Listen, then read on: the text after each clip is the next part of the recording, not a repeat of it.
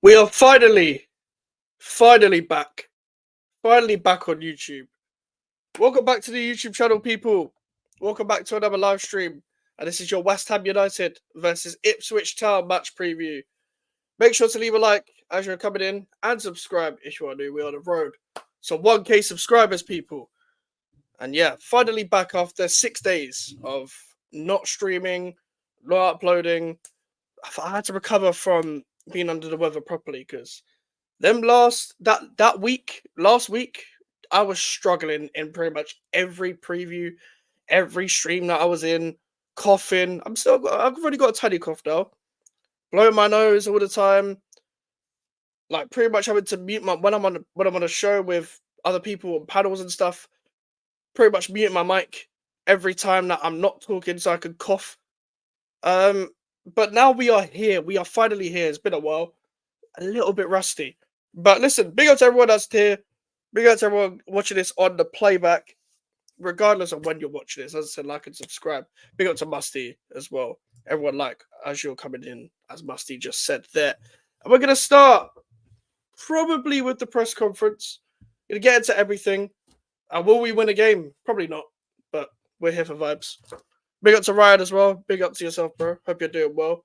Just came off watching Sunderland Leeds as well because I like watching the Championship. Melee, that guy is fucking terrible. Still till this day. Still, even in the Championship, he's still terrible. That mistake. If you got any spare time or any spare minute, go and watch that mistake because Leeds could have had a win there. And in typical Leeds fashion, Melee does that. But the press conference. So Nicholas Fulkirk is still out. Now, what I don't get about this is Fulkirk was meant to be like 50-50 for the Chelsea game. I thought he was training.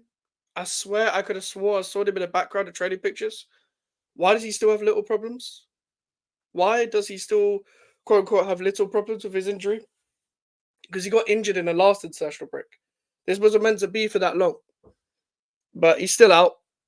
And yeah, we're not going to have him available, but I think we kind of knew that already. But I don't know why he's not available right now. I don't get it. But that means we have to go with the striking options that are already, come to us. Either it's probably going to be Antonio up front, but we're going to struggle with whoever's up front regardless because we don't even know what we're doing on the pitch. If we're being 100% honest, we don't know what we're doing on the pitch, so it kind of doesn't really matter who's starting because what is the game plan? What is going to be the game plan? Like, and I'm quite afraid that we're going to be, having a surprise loss because there's no reason why Ipswich can't beat West Ham United. We don't have a divine right, but we should be winning these games if we want to get Europe and stuff like that. We ain't getting Europe anyway. I never thought we was, but you got to win games like Ipswich, Brentford, and Fulham if you want to get Europe. But we failed to win against Ipswich, and we failed to win against Brentford and Fulham. Sorry, we haven't won a home game yet, so there's even more pressure to win a home game. We haven't scored from open play in a very long while. Well, not in a very long while, but the goal against Brentford was one of them freak goals that you're like, cool, that went in, but how the fuck did that go in? But don't get me wrong, it was good play, but it was like, come on, that's rare that those type of goals go in. In the Liverpool game, we scored a corner. What was the game we scored a penalty? Was it Villa? Again, we didn't score against Chelsea. We caught Fulham right at the end where they got caught lacking. But can we play through teams? No. We've got the players to do it. But you know what this manager's like? That's a big up 16. Ryan, you're never going to live down to 16 out of 10 stuff. Can't lie. That's in YouTube folklore. Lopetegui is asked about playing Ipswich. We're working hard and we're ready to play a strong, consistent side. God, this guy's boring. And they've performed well with and without the ball so far this season, and we have to be ready for a big challenge. We're probably going to make it a big challenge. Even if Ipswich play like shit, I'm sure they'll still find somewhere to get something out of the game.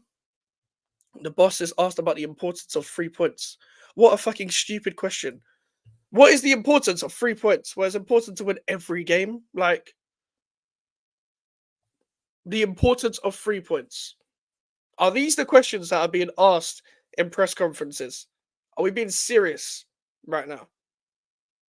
Like, the importance of 3 points. Are you being, like, how ridiculous that is to ask that as an actual question in itself?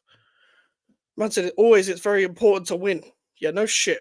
Can we win, please? Can we win for the first time since game week 2? And that's why we work hard every day. You don't play like it. We want to win for sure. That's good to know. At least you want to win, as you fucking should. We don't think further than this game. Ipswich are a good team. All our thoughts are on Saturday. There should be. The next question is on potential pressure on the team. Our job is to live under pressure and is normal because we haven't won at home yet. That's why we are working to try and win it on Saturday against Ipswich. Yeah, this guy's just as much of a robot as every other manager. Lopetegui is asked about his preferred team. We put focus on the lineup, but for me, everyone in the team has the same importance. We know that's a lie because you dropped Somerville for no reason, and it took you this long to play Tadibo. So I think we all know that's a lie. We have one squad and we can choose who we play depending on the opponent or who we think is best suited. Cool story, bro. The boss is asked about Mohamed Kudus and Lucas Paquetá. Again, it's very important the team plays well rather than one or two players. Football is a collective game, and the only way I know how to be able to be strong is to play as a team. Can we look like a team then? Because that was the end of the press conference, by the way. That's literally all he said. Cool. We learned nothing from that, as we do from every press conference. But this is the problem. Like, we can talk about playing as a team and like, oh, no individual should be shied away from being substituted, which was what the thing was for the Mohamed Kudus thing. But when this manager makes a substitution, like when managers make substitutions are like early in the game or at half time, usually you'd think that they're singling out a footballer in the starting 11 or in the team in general for being a standout bad player of the team and being the cancer of the lineup, being the cancer of the tactics and stuff like that. You see, every time he's done that, it's not been true, really. Apart from the time against Fulham where Suchek and Antonio put in stinkers, it doesn't matter because they get back into the team anyway. So it's not really exactly much of a punishment, just subbing them off for 45 minutes. But it's not like Kudus did anything like mad stupid. It's not like Mohamed Kudus did anything mad wrong or anything. He was probably one of the better players in the first half. We didn't really have anyone that was good in the first half apart from our defence and Kudus. Like the rest were just there for vibes. I don't know what Kudus did wrong. I can't think of a thing that Kudus was like, oh my god, I'm so frustrated with Mohamed Kudus, even though he was playing out of position anyway. This is the manager that's playing him out of position, and he's frustrated on Mohamed Kudus. Maybe you're the problem. But the guy doesn't know how to use him. The guy doesn't know how to use him. Same way he doesn't know how to use Paquetá, doesn't know how to use anyone in the team. There's not really many players benefiting off the guy's tactics apart from like Kilman and Wan-Bissaka maybe, but even Wan-Bissaka is kind of like it's not really benefiting off a tactic. He's kind of just doing his own thing, and Kilman's doing the basic things really, really well. That's what's made them two stand out throughout the whole season. When they've defended well as individuals, we haven't defended well as a back four, really, apart from the Brentford game, I guess. Apart from the Brentford game, but that's the problem with that as well. We'll get onto the lineup a bit later, but I don't get it. I don't get what this manager's doing anyway. But this is the thing, like, I have no idea what kind of lineup he's going to line up with. Like, with the previous manager, with David Moyes, you knew that it was going to be the same players every week. No matter if they played bad, if they played good, it was going to be the same players every week. So you can kind of predict his lineups anyway. We slightly predicted the Brentford lineup, and we slightly predicted the Liverpool lineup. But at the same time, you don't know what you're going to get with this. You have no idea what you're going to get with this team. And what I mean is what the lineup is going to come out with. Knowing him, like, you never know, Maverick Palace might come back in. You don't know what's going to happen with this manager. Like, I don't know what Somerville did wrong against Chelsea and Liverpool to be benched for no reason. If Mohamed Kudus is on the bench, then that says all you need to know about the manager. You've been given this squad, and you sub at half-time one of the best players in the team, and he wasn't even playing bad. It was you that was the problem, because everyone was playing bad pretty much, apart from the obvious. Kilman and Wan-Bissaka, as they have been playing well for pretty much most of the season. I know Wan-Bissaka took a bit of a dip when he came back from international break, but he got back to usual, as he did against Brentford, for example. Most importantly, if we're not even looking at it from a fan perspective, if we're just looking at it from a manager perspective, yeah, the guy hasn't won since game week 2. So by any means, no matter performance or not from your perspective, and even from the player's perspective, you just need a win for yourself. You need a win to get everything off your back. And the perfect time to do that is just before an international break because then people are going to sit on that in 2 weeks and then paint out the picture like it's not that bad. And people will say, "Well, we've only lost one in the last four." That's how they'll make it out to be. They'll split. If we win tomorrow, or even draw tomorrow, they'll split it into sections and make it look like it's better than it actually is, when it isn't. Because they'll take it from the Fulham game to this game. Let's say we draw tomorrow. They'll be like, "Well, we've only lost one in our last four. That was against Chelsea." That's how they'll paint it out. Even though the argument is easily, countered by saying, "Well, we didn't win in any of those games, but we didn't lose." They've got the mentality of the previous manager, even though a lot of them didn't like the previous manager. I didn't like the previous manager, but a lot of them have the mentality of the guy. A lot of them have the same mentality as him.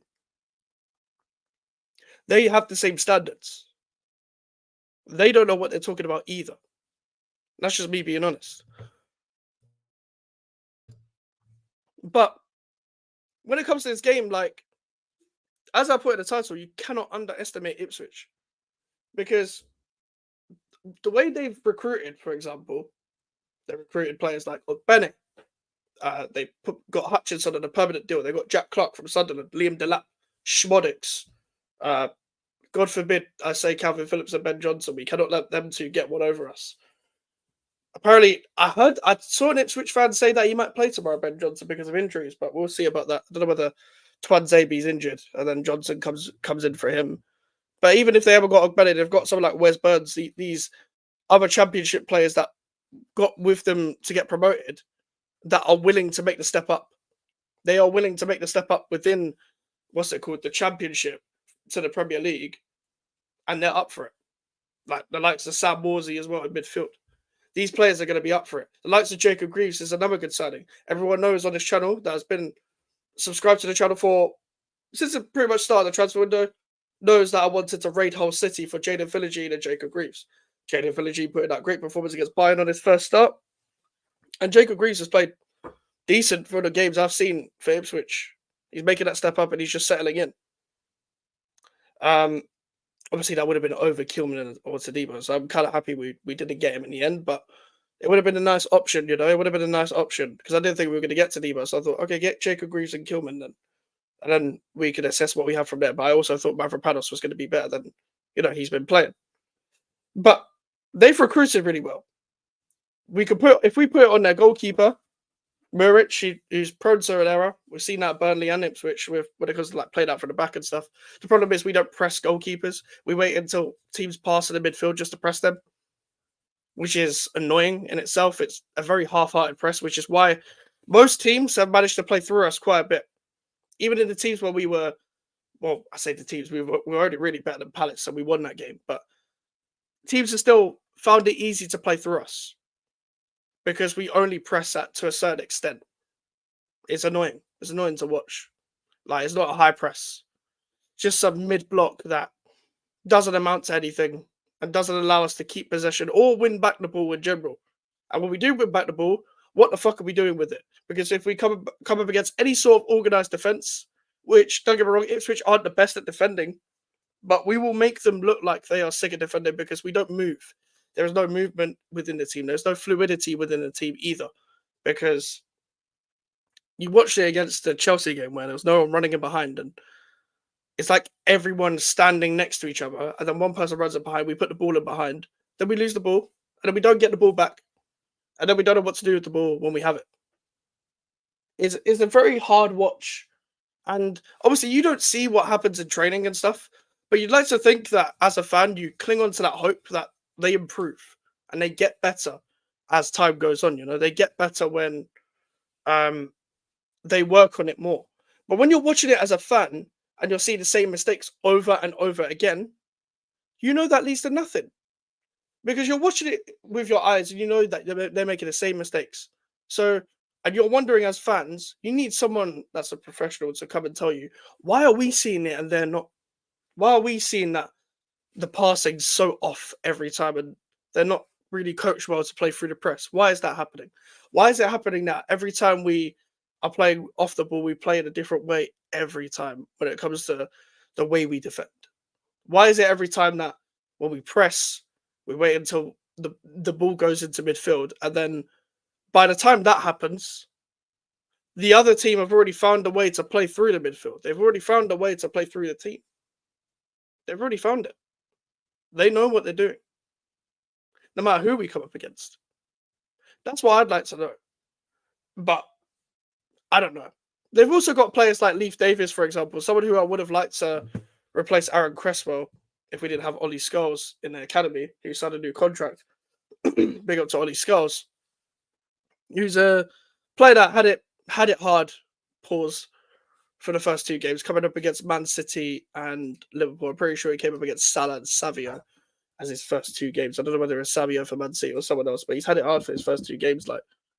So it was always going to be a difficult start coming up against Liverpool and Man City, but he's held himself down very well. Like his ability to overlap and also defend well in the back four. That's all you need in a modern day fullback. So that's someone to watch out for. And Bowen's going to have a handful because he's going to be instructed to hug the touchline, as we all know. So he's going to have to take Leif Davis on 1v1 situations. Can Bowen get at him? Yes, of course. Of course. He could go around the outside. I'm sure he'll affect him more on the outside than he will on the inside. Cutting in onto his left foot. But it's not going to be easy at all. Also, someone we've got to watch out for is someone I briefly mentioned is Liam Delap. Liam Delap, I'm pretty sure he scored a brace. He either scored one or two against Villa. But yeah, overall, his overall game, he played really well. Played really, really well. He was someone I was looking at all the Ipswich signings, and I was like, is he ready to make the step up to the Premier League from the Championship? Is he going to be the guy that's going to make the step up? And I didn't think he was ready. I thought they would maybe play Shimonics there, or maybe play someone else there. I'm pretty sure they didn't get Brozier in the end. But when they were going after Brozier, I thought, okay, fair enough, they're going to start him. But with Delap, made it quite an instant impact. Scored a great goal against Fulham as well. Maybe he's going to be a striker that goes under the radar. And he's probably going to be one of them people that people put in their FPLs, just as one of them undercover strikers that may get them points here and there. I'd be afraid of him because despite the fact that we defended well, Villa have got good defenders. He scored against Villa, but Fulham defend decent at times, and he can go at Fulham, so he can get at us. So Kilburn, I'm assuming it's going to be Tadibo, are going to have a job on their hands. They're going to have a job on their hands for sure. And that's that. Like, listen, he's going to be an issue as well. Ogbene's got pace. Listen, I like Emerson. I don't think the Emerson criticism has been warranted as much as people try to make it out to be. But if Emerson, for example, if it's going to be him that plays at left back, I'm going to assume it's going to be him. I know some people thought it was going to be, think it's going to be Wan-Bissaka left back and Maverick Panos right back, etc. But if it's Ogbene running at Emerson, Emerson's going to have a job on his hands. But he's held himself down well in most of the games that he's played against. Big up to the Villa fan as well. Hope you're doing well, my guy. But the whole defense is going to have a hard time. Like, I trusted Wan-Bissaka to defend well against Jack Clark, but Jack Clark's a good player. Jack Clark would have been a backup option for if we didn't get Somerville, because I wanted Jaden Philogene as well. Jack Clark would have been on the list. Jonathan Rowe would have been on the list. These guys that did well in the Championship last season to make that step up, I would have taken any of them. And funny enough, all four of the players I just mentioned are actually doing quite well. Somerville, when he plays for us, he does quite well. Jack Clark for Ipswich, Philogene did well against Bayern, and Jonathan Rowe is apparently doing quite well for Marseille. None of that surprises me because the Championship is full of talent. And that's what Ipswich have done well to target, is they've got talented players from the Championship. The one I'm not sure about, Dara O'Shea. I don't think he's that good. But he might be good enough to keep them up. I do think Ipswich will stay up as well, because I remember doing my video on the Premier League countdown series that I do. And when I went to Ipswich, like a lot of the Ipswich fans actually agreed with me, funny enough. They play a brand of football that isn't so naive to give it away, played out from the back all the time, because they've got a sense of directness as well. And you're going to see that. They will rip us open a couple of times because of the way we press. We don't press well. And with the way we're structured as well, it's actually perfect for their game plan. They got at Villa last week. They got at Fulham in the first half where I watched the Fulham game. Like, they've in a few games where I've seen them play well, and where I've seen them play, they've played well. And they have a sense of directness because that's the way they've operated throughout the time they played in the championship as well last season as well. They attack down the flanks. They also change formations a couple times as well. They play a 3 at times, and sometimes they play a 4. Like the right back, whoever plays right back for them is basically like a third centre back at times. Their right wing is like a right wing back. That's why Ogbene and Twanzebe have been playing, because Twanzebe can tuck in, Ogbene can run up and down. We got some 300 as well, bro. Hope you're doing well. So that's what works for them. It's similar to how we played under Moyes in the lockdown season where we had Cresswell and Masuaku, but they just play with a bit more faster to the way we played in that season, and that's what works for them. And funny, I'm not even just doing this to poke fun at him. I don't particularly rate him anyway, but Ben Johnson, that's probably why he hasn't been playing, because he doesn't know how to tuck into the back 3. He doesn't know how to run as a wing back. Like, he's not really good at many things as just a general footballer in general. So that's the thing, but that's why Ben Johnson isn't starting. It would be my luck for Ben Johnson to start and put in a masterclass against whoever's playing down the left wing. Do I think that's going to happen? Hell no. But it wouldn't surprise me. Fixing my car, have you wanted a background supporting the stream? Big up to yourself, bro. Big up to yourself. But also another former West Ham player that played last season is Calvin Phillips. This guy is one of the worst players that I've ever seen play for West Ham. I'm not trying to hear any excuses because I've never rated the guy in the first place. You can even go and check out a video I made in the 2023 summertime where I said that I didn't want Calvin Phillips because everyone kept trying to link the whole Declan Rice saga to Calvin Phillips moving to West Ham United. And I was making it clear why I didn't want him. I got behind the signing in January because I'm going to get behind the signings in general. But I never rated him. And I wasn't surprised when he put in disaster class over disaster class of cameos when he played against us, especially the one against Newcastle. But when I watched the game against Villa, he didn't actually play that bad. And maybe he's having a slight revival. Maybe he just needs to go out alone or whatever. But I don't rate him to the extent of he can play for a team that's challenging for Europe or challenging for top 4 or whatever. I rate him as a bottom tier Premier League midfielder. I honestly didn't rate that. That's probably one of the few signings that I didn't rate from Ipswich, to be completely honest. I also think that he's a bit too injury prone as well. Yeah, that didn't help playing under a Bielsa side where you had to do a lot of running. But he's also like, so what? So fucking what? Like, the guy is not elite at passing. He's got a good diagonal ball on him. He's not some sick passer that, you know, could like dictate play or whatever. He's not some mad physical midfielder. He's very rash off the ball. Very, very rash. He's not some great tackler. He was meant to be a number 10 before Bielsa came, but I don't really see the creativity or the passing in between the lines. He doesn't really have an engine on him. But knowing our luck, he will perform well against us tomorrow. I'm going to be there at the game because I'm there every home game, and I cannot wait to boo him. I will boo him even if it's just me booing. I do not care. I'm probably not going to be the only person that does boo him, but I'm going to boo Ben Johnson as well. I know the fans won't boo Ben Johnson, but I will. I will. You wanted more money. People forget that. You wanted a bigger contract. For what exactly? Why should you be getting a bigger contract? For what? When did you ever deserve a bigger contract? Same with Sufa. When did he deserve a bigger contract? I'm glad he'll be going on the free, hopefully, this season. I don't want to twist my words, but I bet see Sufa leave on a free. I'm going to be pissed off if that guy gets a new contract as well. But I'm making this clear, guys. I'm making this clear in this match preview. We cannot underestimate Ipswich. You see, last season, even though we were terrible last season, yeah, we didn't lose to a promoted team. We should have lost against Burnley and Sheffield United 2-2. I know Chelsea did the exact same thing, but Pochettino was doing just as bad of a job as Moyes was. I don't know how we did lose that Burnley game at home. We were losing to Burnley at home 2-0, and people were still justifying what they were seeing. And people still justified what they were seeing last season, but that's a conversation for another day. But that was one of the few times we didn't lose to a promoted team. Now, in typical West Ham fashion, And for some reason, these negative records always carry on when it comes to West Ham United, and only West Ham United. Everyone else seems to break their duck against whatever bogey team possible. But last season was the first time in a very long time where we did lose to a promoted team. But even then, we struggled in both games against Luton. We could have drawn that game in the end, in their away game.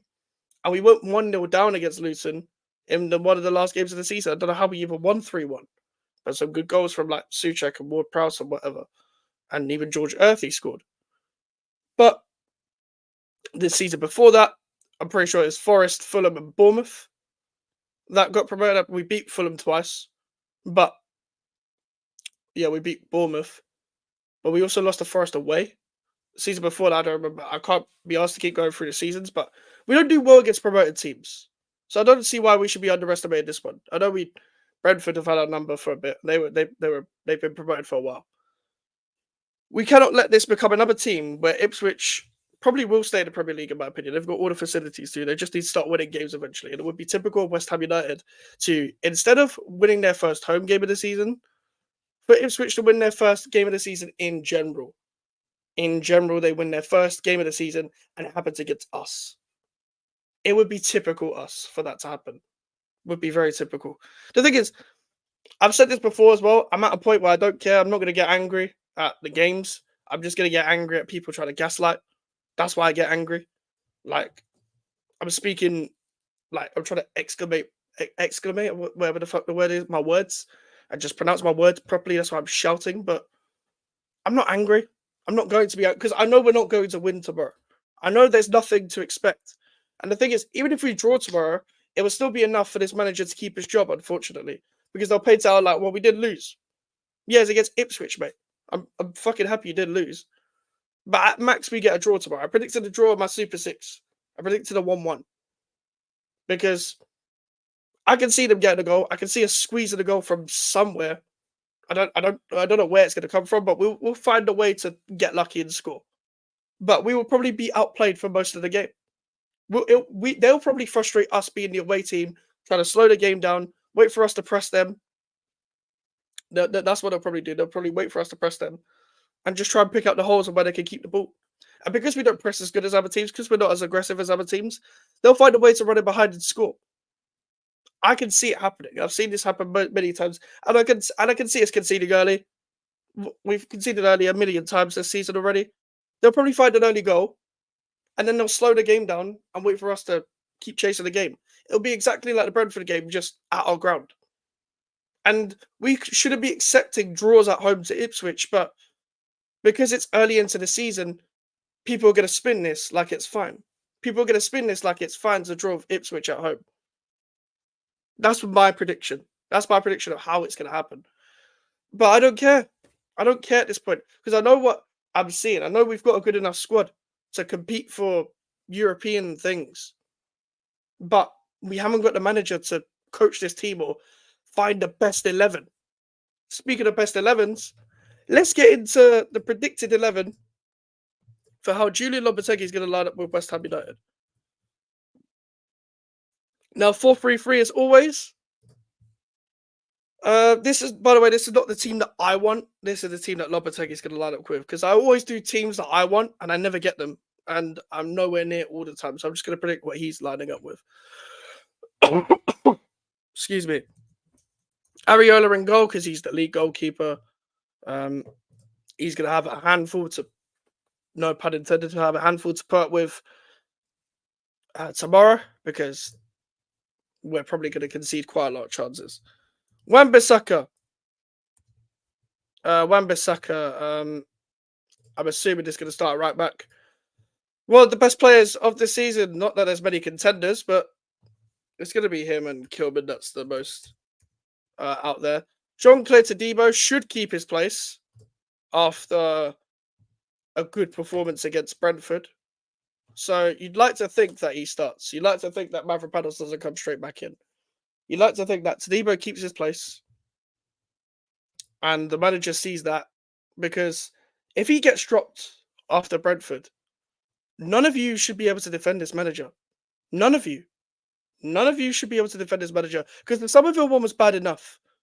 This one would be even worse. But part of me just thinks that for some reason Mavropanos is going to come back into the side, but he shouldn't. And the only way you can justify it is if you, for some reason, want to bench Emerson and put him at right back and then put Wan-Bissaka at left back for whatever reason that you want to do that. But I hope he doesn't do that. Hope he doesn't do that. And obviously, again, next to Debo should be Max Kilman.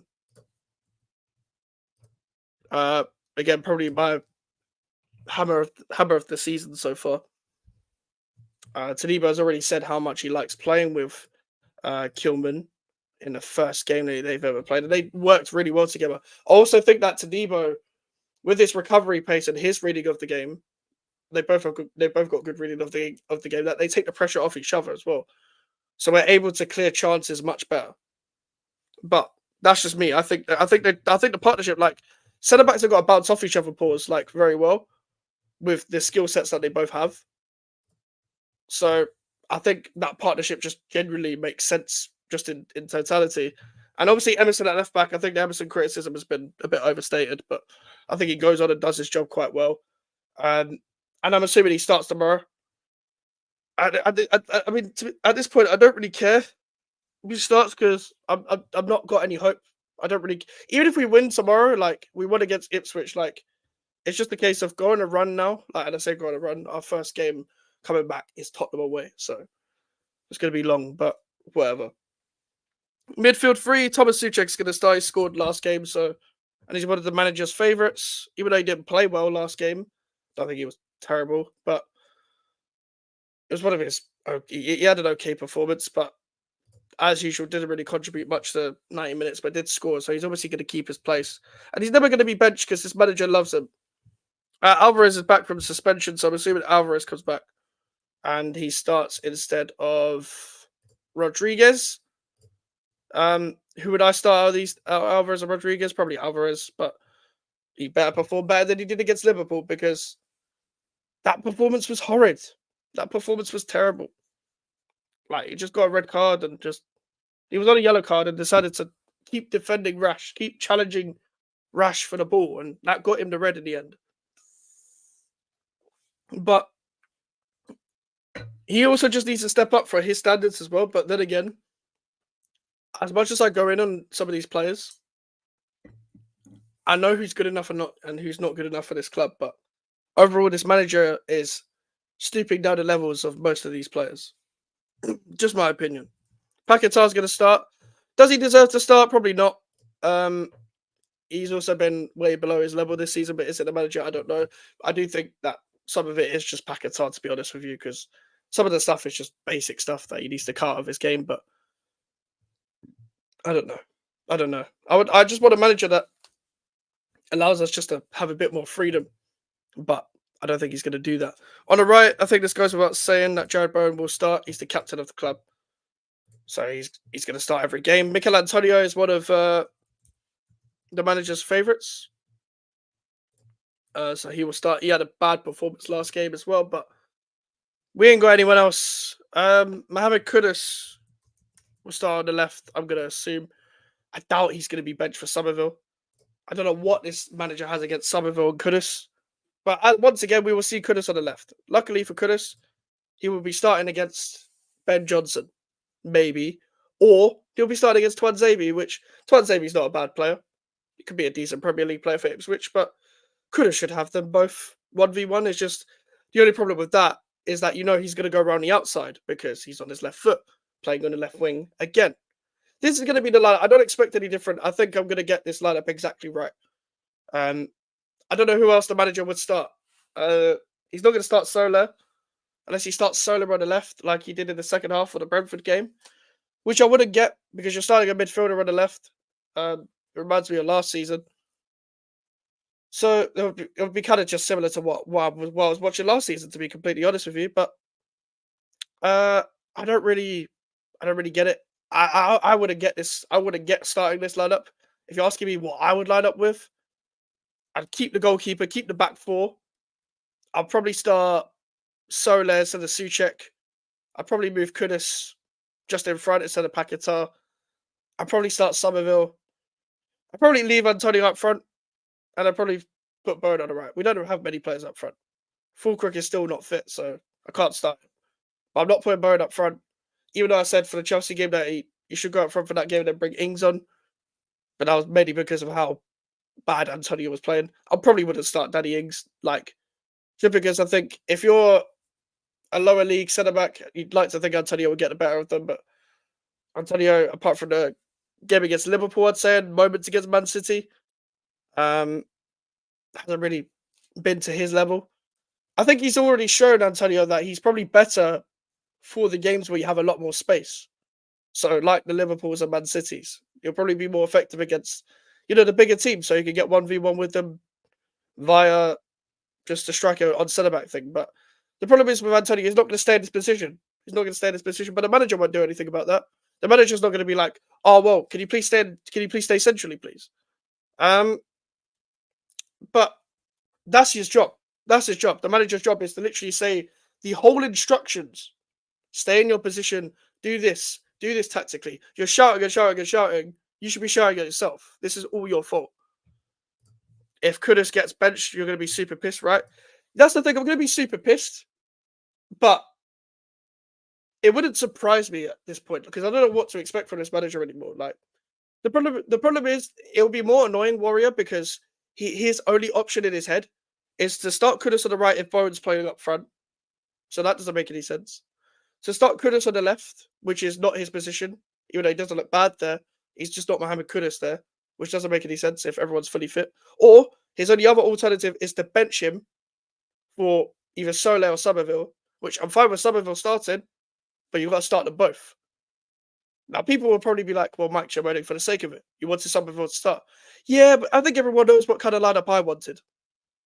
Everyone knows what kind of lineup I wanted. I want either Paquetá, Sole deeper next to Alvarez, Kudus in front, Somerville, Bowen, Fulkrug if fully fit. But this is the thing. Like as you just said there, Warrior, because of what happened last week, he got taken off at halftime for whatever reason I don't understand. And listen, I know there was a lot of stories about they had a fight and whatever. Hold on, let me stop sharing my screen.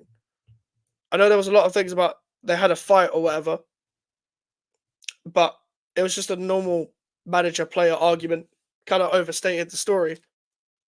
Obviously, Kudus is going to be upset because he's played out of position and he got taken off at halftime. He was scapegoated. I imagine Rodriguez did the same thing after the Chelsea game, but just it's not going to be put out there because more people are going to ask for the fact that Kudus has been benched. No one's going to ask about Guido Rodriguez being taken off in the 30th minute. But the thing is, the funny thing is about this as well, a lot of the Moyes guys were like, let me put this quote about Kudus and Moyes talking about each other to make it look like that Kudus was very happy under Moyes instead. If you had watched Mohamed Kudus, he doesn't care what's happening. He will play his game no matter what, no matter who's there, because he just likes playing football. Second of all, ex-West Ham employee even confirmed that Moyes and Kudus had an argument themselves. So guess what's the problems? It's the managers. People are going to be like, oh, well, Kudus is the problem. No, Kudus is definitely not the problem. If you think Kudus is the problem, you're a fucking idiot. You cannot leave the most talented player probably in the team, naturally gifted, in terms of the most special talent in the whole West Ham United squad, out of their position to accommodate other players. Now, I don't think Paquetá's played well this season. So bench him, but play Soler next to Alvarez and control the ball a bit. Control the ball, play through the lines, Go and attack Ipswich. Go and be a bit dynamic in your attack, Somerville cutting in, Bowen cutting in. And Bowen in the pockets as well, not Bowen on the touchline. Which is what we're going to see again tomorrow. Wan-Bissaka is going to invert. I saw Wan-Bissaka inverting into number 10 positions against Man City and against Brentford. That's an instruction from the manager. I saw that against Chelsea as well. I don't know why the manager wants specifically the right back to invert when his right backs are Wan-Bissaka and Vladimir Sufa as your options. Two players that, why would they invert? Why should they invert? What skill sets do they have to allow them to be effective when they're inverting? They don't have that. They've never had that, and it's not been their game.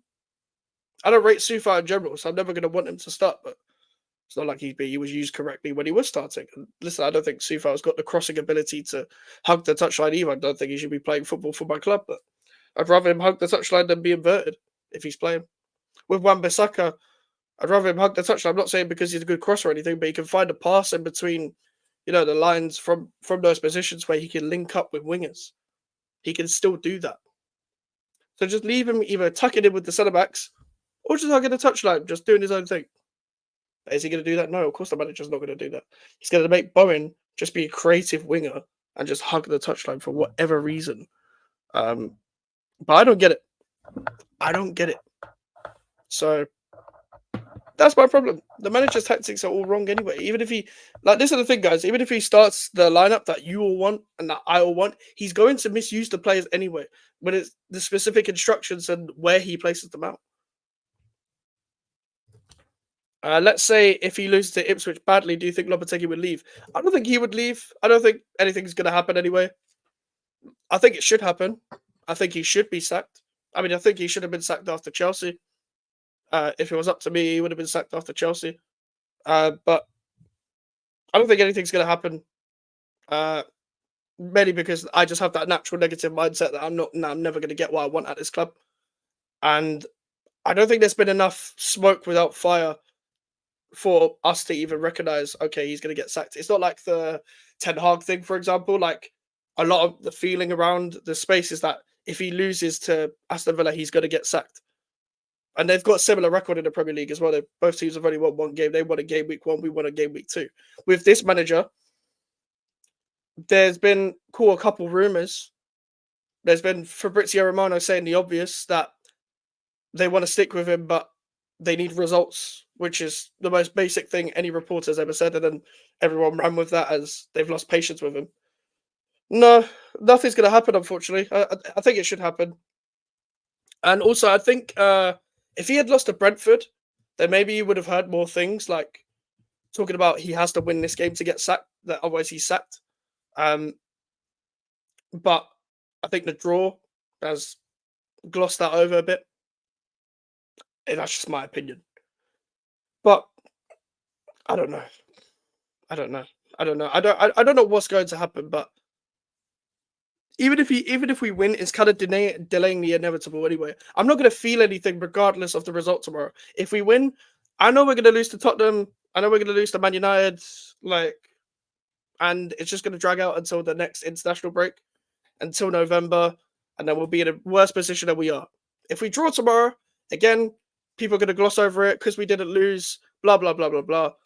People are going to chat a bag of shit and make it look like it's good because we lost 1 and 4. If we lose tomorrow, I don't think anything's going to happen. I don't think the club... I don't know whether Steiden is going to be as ruthless as I think he should be, but I also don't know if it's him that's going to sack the manager. I don't know if it's Sullivan, etc. I think it is Steiden, mainly because ex-West Ham employee said that he was in charge of hiring the manager, so he should be in charge of, discarding the manager. But I just think it's going to be toxic. I just think it's going to get toxic tomorrow. It's going to get frustrating, and I think the fans are just not even going to be booing unless we lose. If we draw, the fans are just going to be deflated, and they're going to be like, kind of the new season feeling is gone. The new season feeling is gone. The discourse is mainly going to be about, well, you should have sacked David Moyes. And if that conversation happens again, I will make a video on it. I'll make a video on why the previous manager should have gone and why this manager should go. But I don't want to rise to that conversation at this current moment in time. But I would like the manager to go. I would like the manager to leave regardless. If he wins, he's delaying the inevitable, because I don't see us putting in a good performance in possession for us to play Ipswich off the park to then make me see things, because the only time we did that was against Man City and we lost still. But that's why my mood changed so much from Man City at home to Fulham away, was because against Man City at home, we played through the lines. We played in space. We were attacking the team. And also, we were thinking, if we play like that and structure ourselves like that against the way we did against Man City, against lower league teams, against the teams in the league that aren't as good, then we win games. But we played a completely different way against Fulham. We could play a completely different way against Brentford. We played a completely different way against Chelsea. We changed it up every game. We weren't as good at passing the ball in between the teams as we were against Man City. And we changed everything. That's why I didn't get what I was seeing. I didn't get it. So I had to just like, no, I'm not gonna get what I want. I'm not gonna get consistency because I can't even get a consistent lineup from this manager. How am I meant to get a consistent tactic? He's kind of just messing around. He doesn't know how to deal with the squad that he wanted, by the way. He wanted this squad. Let's not act like this is not his team. And by the way, when do you ever really see managers get their team in the first transfer window? You don't. Because guess what? Actual coaches get the best out of what they have in general already, get a few signings, make a few adjustments, and then they kick on from there. Remember, I always use the Unai Emery example because people like to use the Unai Emery example to try and back this manager up because they like to make things up. And I'm going to get onto that in a sec. For example, Unai Emery just inherited a squad and barely signed anyone in January because it's January. Pretty sure Duran was signed for Ings, and that was it. I don't know. I think Alex Moreno was signed as the left back. I think those were the only two signings he made.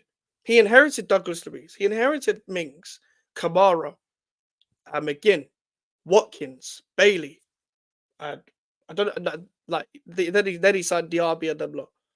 He inherited those players. He inherited Luca Digne. He got the best out of them. He inherited Matty Cash, Ezri Konsa, Emi Martinez. That's a good squad, but he inherited it and he coached it to a whole new level to their previous manager. This manager is not doing that. This manager actually has had better. He's got Wes Foderingham, third choice keeper, whatever. Max Kilman, Luis Guilherme, Crescencio Somerville, Guido Rodriguez, Carlos Soler, Nicholas Fulkirk. Who else did we sign? I don't even remember. I'm sure we signed. I'm sure I've forgotten someone. Wan-Bissaka, Max Kilman, Tadibo.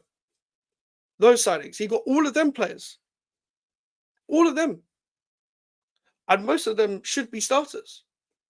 But he's leaving most of them on the bench. He doesn't know how to use Pakistan, Kudus, and Bone together.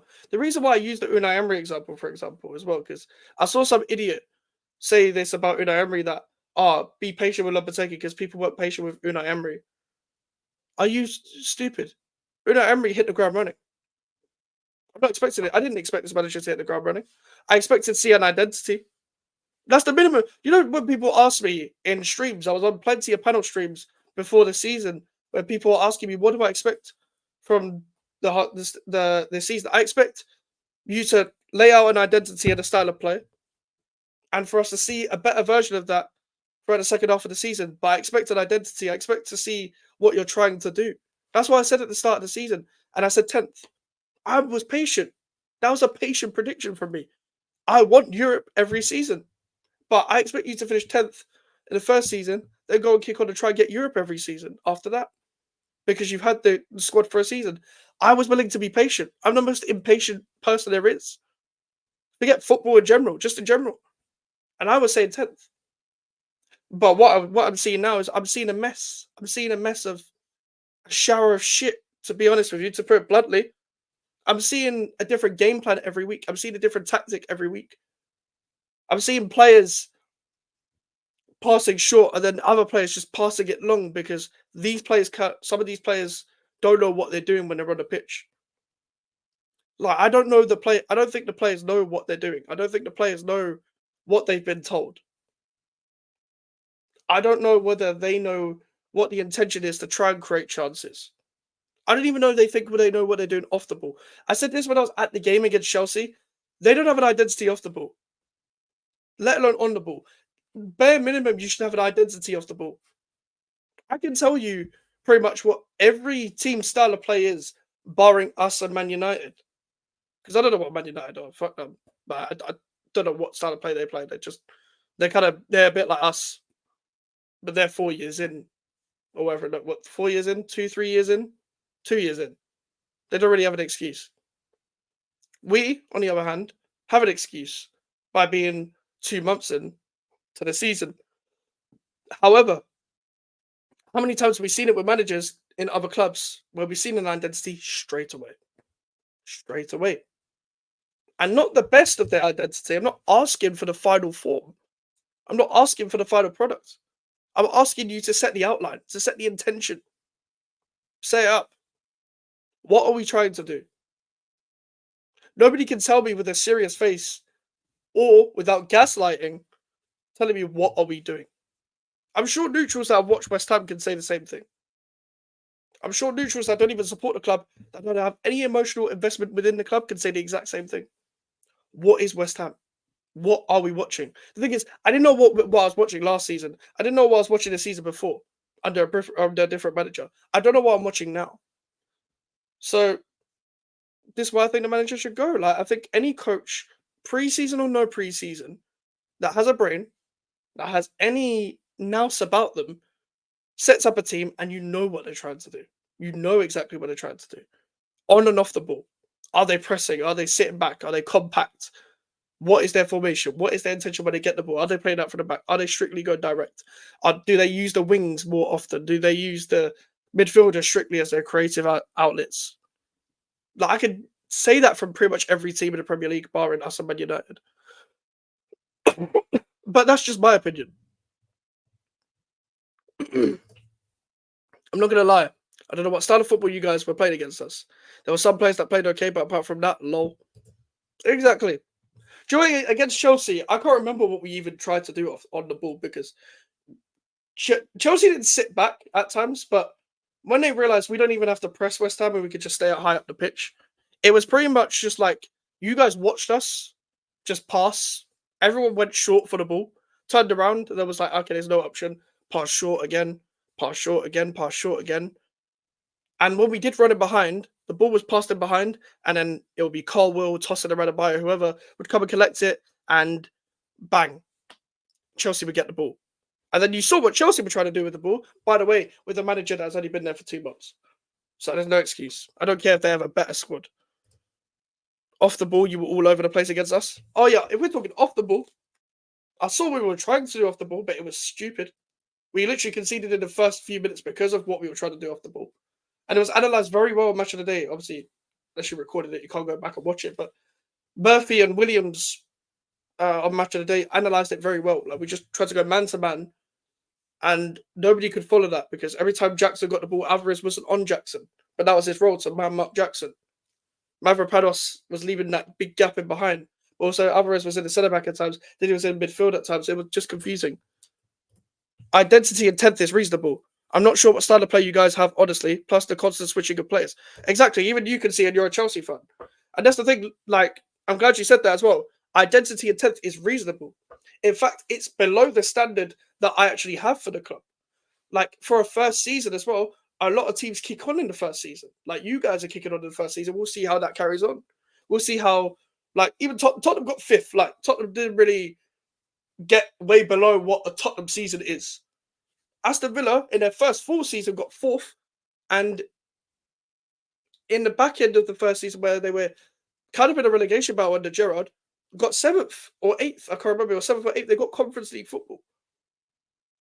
Now, really, what I should be doing if I'm going by my own standards and not being a hypocrite is demanding Europe every season. But I'm actually trying to use context to help whoever comes in as manager so that I can have my standards after that season. For example, if we had got 10th this season and we did everything I said, we had an identity and we were 10th, and I can see what we were trying to do. You have no excuse to not finish in Europe the next season. If you don't finish in Europe the next season, then manager out. Because that's how I live. And because that's the standard, and that was the standard we were promised when we moved to the stadium in the first place. The reason why nobody demanded it in the first few seasons of moving to the stadium is because we were so depressed with what we were watching with this ownership running this club under Bilic and Pellegrini at the time. But when we were first moving to the stadium, a lot of West Ham fans will remember and tell you we were promised to move to the next level. That was the phrase that was used all the time. The next level. That's why we moved out of Upton Park. If we never moved out of Upton Park, we stayed at Upton Park. Nobody would care. They would just be there for the match day and wanting to just be stable as a club. Nobody would be wishing to go to the next level. We should be doing this and we should be doing that. Nobody would be saying anything. I wouldn't care. I'm not going to lie, the lineup against us, the centre back parody got it wrong as well. Yeah, Kilman and Mavropanos. Listen, Kilman got done dirty. Like, if he had done that man marking system and played Todibo, it would have made sense because he has recovery pace, but he still would have done Todibo dirty. Now, in hindsight, I'm glad he didn't start Todibo in that game. because even though Tadibo probably would have done a better job, it wasn't really a Mavropanos problem, even though he did play bad. It was a structural problem. Because let's say Tadibo played that game, everyone would have lumped it on Tadibo because he's a new player and been like, well, he's shit. 40 million this, 40 million that. People would have called him shit from that game.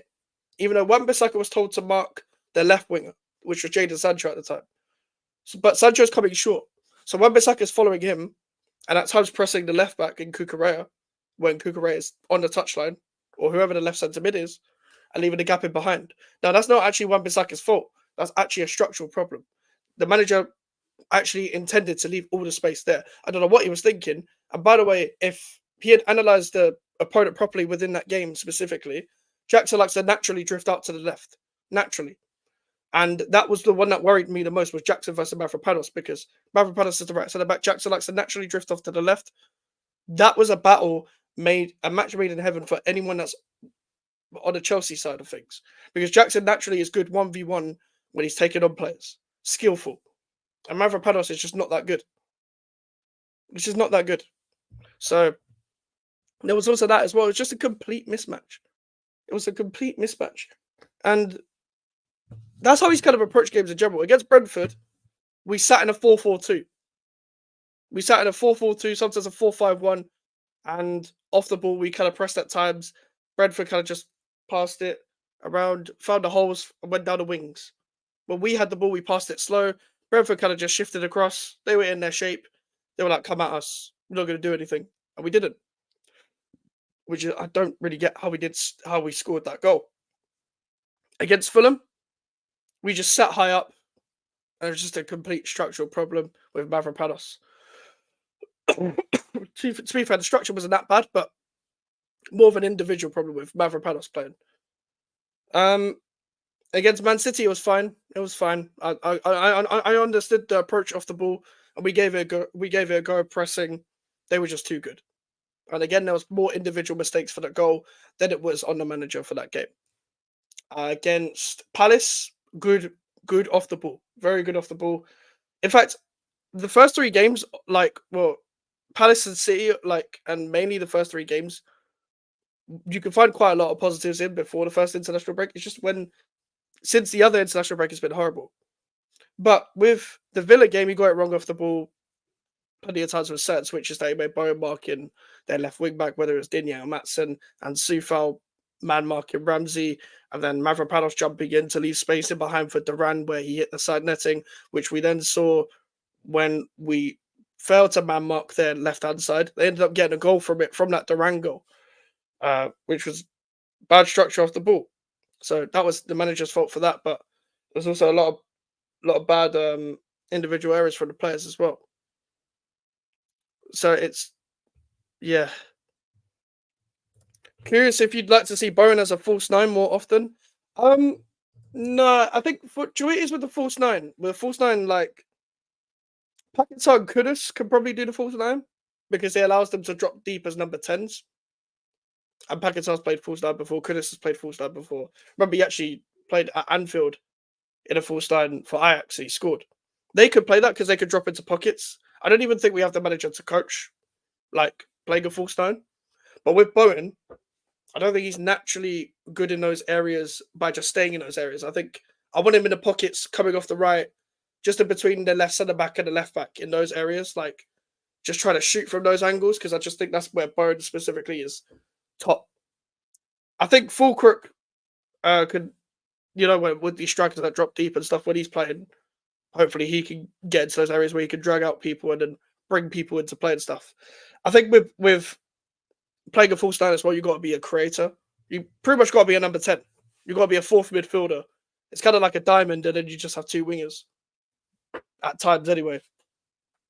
But I don't think he can play false nine. I would rather just want him running in behind against whoever's playing left back and just testing them from there. I think the reason why we're not seeing Bowen play as good is because he's allowing him to hug the touchline, and then the right back is underlapping. That's my problem with the whole thing. If we was to play a false nine, probably Paquetá or Kudus could play there. I think they're perfect for that position because all they will have to do is get the ball in the middle and do their thing. Paquetá will be the one trying to selflessly put the balls through to the wingers. And Kudus, when he gets the balls in those areas, pause. He can just dribble at players, take them on centrally, and give them danger. I don't think we have the manager to do it, but if we was to play false nine, I'd probably play them too instead. But overall, with the game, I'm not confident. I'm not confident. But it's also because from what I've watched of them, their win has been coming for a while as well. Their win has been pending. It's been pending. Um, so that's my thing with that as well. Like, I just think it's more pending for them to win a game in the Premier League in general than it is for us to win our home game. Would you prefer that over Ings and or Antonio at the moment? Um, I think it's something to try. I think I'll be honest, John, with Fulkrook injured, I'm not too sure what I would like to see up front because I was the guy who said like I don't like Bowen up front, but I did say Bowen up front against Chelsea and then bring Danny Ings on as a super sub because I didn't think Antonio was good enough in the Fulham game to warrant any minutes. But when Bowen did start up front, it went exactly how I thought Bowen up front would go, which was kind of lost that C out of his position. With Danny Ings, he's not a solo striker, so I don't think he fits. With Antonio, he's just not playing well. At this moment in time, and he doesn't stay in the middle. Fulkrook is injured, so maybe it's something to try. Maybe, like, because I'm so lost with what we try up front, and it's kind of like, well, you had this transfer window and blah blah blah, Duran and John Duran and all this, but they priced us out. They priced us out, so I don't know what people expected of us. We were priced out of Meridian from Atletico Madrid as well, even though they're accepting a lower bid from Porto, even though I think there's some dodgy business there. So there was Sorloth there as well, but people would have moaned about signing Sorloth. I would have moaned about signing Sorloth. Even though I haven't really watched him at Villarreal, I would have moaned at the fact that with the whole age thing with Fulkrook, at least I knew what I was getting even though he was older. But I'm going to end it there. I'm going to have the match reaction, people. 10 p.m. same time as today. 10 p.m. tomorrow. West Ham United versus Ipswich match reaction. Make sure to like the video, people. Make sure to subscribe if you are new. Social medias are in the description if you want to follow me. And the email for the inquiries will have the live stream tomorrow. I'll see you guys later. Goodbye.